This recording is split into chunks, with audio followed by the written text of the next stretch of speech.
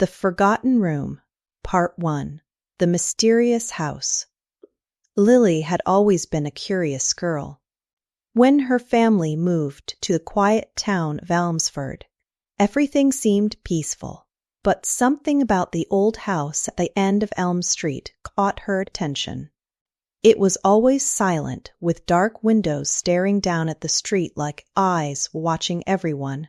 People in town talked about it. They said the house was haunted, and no one had lived there for a long time.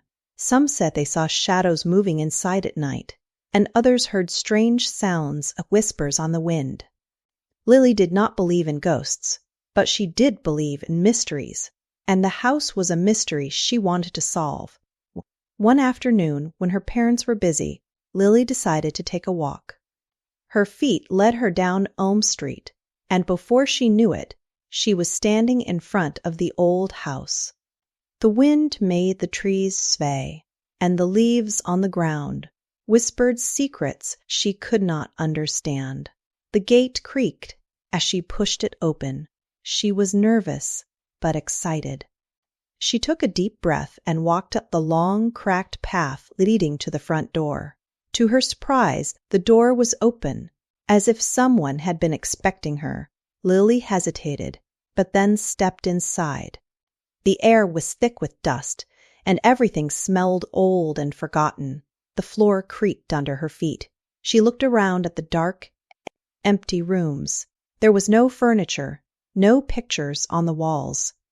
It looked like no one had been here in years, but as she walked through the house, something strange happened. She felt a chill in the air, like the house was alive and watching her every move. She heard a soft sound, like a door closing somewhere in the house, but when she turned around, there was no one there. Part 2. The Forgotten Room. Lily explored room after room, each one more silent than the last. But then, at the very end of the long hallway, she found a door. It was different from the others. It was made of old wood, with strange, swirling carvings all over it. The door looked like it had not been opened in many years. Lily felt a sudden pull, as if the door was calling to her. She slowly reached for the handle and turned it. The door opened with a soft creak. Inside, the room was nothing like the rest of the house. It was beautiful. The walls were covered with colorful paintings, landscapes of mountains and rivers, people laughing and animals playing. The air smelled fresh, like flowers blooming in the spring. There was sunlight coming through the window, making the room feel warm and welcoming. In the center of the room, there was an old wooden desk covered with dust. On top of the desk was a large, old book. Lily walked over to it and gently opened it. The pages were yellowed with age, but the writing was clear. The book was full of strange drawings and stories written in a language Lily did not understand. But even though the words were foreign, Lily felt connected to them. She could feel the emotions behind the words, like a story that needed to be told. The drawings in the book showed pictures of the house and the people who had lived there long ago. There were faces of a family, a mother, a father, and 2 children. The family seemed happy in the pictures, but Lily could see a sadness in their eyes. As she flipped through the pages, she found a picture of the very room she was standing in. The book said the room was called The Forgotten Room, and it was the heart of the house. It had been hidden away for many years, forgotten by everyone except the family who lived there. Part 3. The Family's Story. The more Lily read, the more she learned about the family. The father, Mr. William Hartley, had built the house many years ago. He was a successful architect who loved his family very much. The mother, Miss Margaret Hartley, was a kind and gentle woman, loved painting and would spend hours in this very room, creating beautiful works of art. The 2 children, Emma and Jack, were always playing together in the garden, laughing and running around. But one day, something terrible happened. There was a great storm that hit the town, a storm like no one had ever seen before. The wind howled, and the rain poured down in sheets. The storm lasted for days, and when it finally stopped, the town was left in ruins. Many houses were damaged, and some were even destroyed. The Hartley family's house was one of the few that survived. But after the storm, strange things began to happen. The family started to disappear. One by one, they stopped coming outside. The neighbors saw the lights in the house go out and heard strange noises at night. Some said the family was cursed. Others believed they had left the town, but no one knew for sure. Lily read all of this in the book, but there was still so much she did not understand. Why had the family disappeared? Why was the house left to sit empty for so many years? And why was this room so special? Part 4. Strange Events and Discoveries. The more Lily visited the forgotten room, the more she felt a connection to the family. She began to hear strange noises in the house. Sometimes she would hear soft footsteps behind her, but when she turned around, no one was there. Other times she would feel a cold breeze, even though the windows were closed. It was as if the house itself was alive, holding on to memories from the past.